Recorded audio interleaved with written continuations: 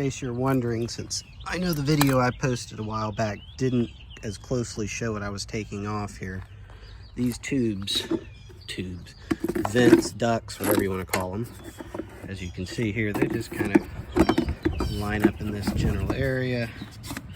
And you see they have location points, just like over here. And just squeeze this one back into its home like so. There's a lot of flex. There's the one that you can't get to. There's just no room. And same goes on the other side, same concept. You will want to unplug this. You will want to pop this free here. You can see like that. And unfortunately, these tabs here, they, especially on hot climate cars, those don't last at all. Fold this aside because you won't need it. Here's of course the new actuators, and if you're using Ford, you're smart, even though these obviously failed, they're Ford, but the revision's a heck of a lot better.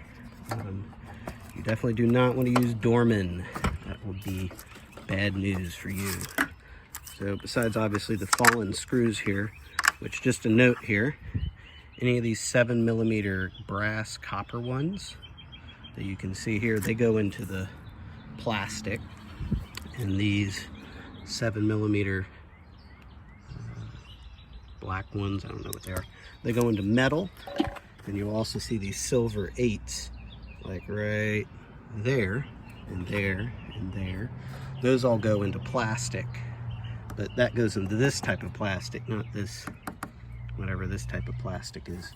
So now that you're probably about ready to take out this centerpiece here, you have one there, 7 there, you will have a 7 there, and I believe once you get this 8 out here, it should be ready to come out.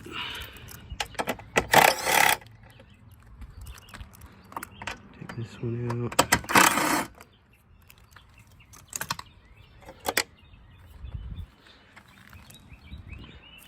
Glad I'm doing this now and not July. So this should be pretty loose. Yeah, it's pretty loose here. So could I cheat and maneuver this around? Yeah, but it's probably easier just to go ahead and put on an 8. Take that out. So now this has a lot more flex to it.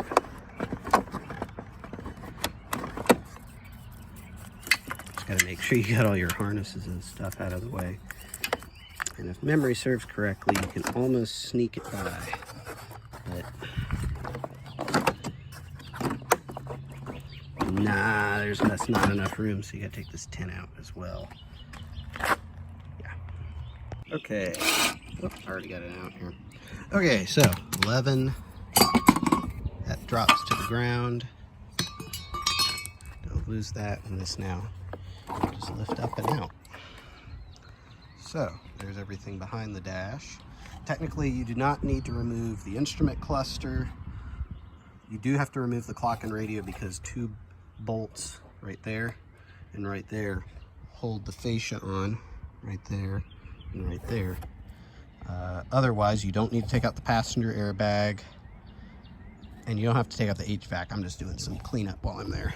So now that you have this off, you can kind of see where you have to go to get these off, which is more just removing now of these 8mm fasteners right here to get the ductwork off. 2 more on the back side here for more ductwork, and just peel it back like an onion. It's pretty self-explanatory. Okay, so I got the assembly apart here. As you can see, it just kind of rests in there. And interestingly enough, these are using the updated part, and they still failed. So thanks to Ford Motor Company for their fine quality craftsmanship. So this one, well, a 50% chance of a guess. So this is the one that goes for this side here. So you just take your impact driver,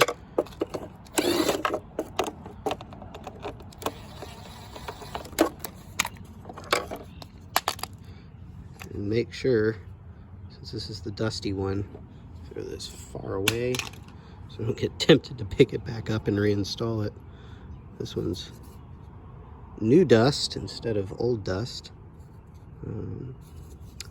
Put this back into its home there.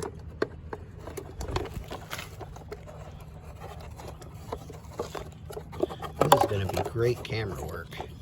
So as you can see, it's got an alignment dowel right there, and it's got your 3 fasteners to bolt it back in. And same concept here, take the 3 fasteners out, remove the old one, adios, and install the new one.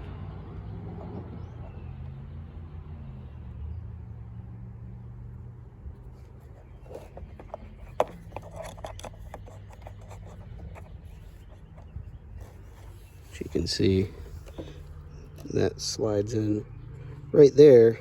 Make sure you do that, because I could see how this could easily be forgotten, and then suddenly you have it bolted down and oops, that wouldn't be a good day, considering there's no access for that. So just make sure you got this in its appropriate spot.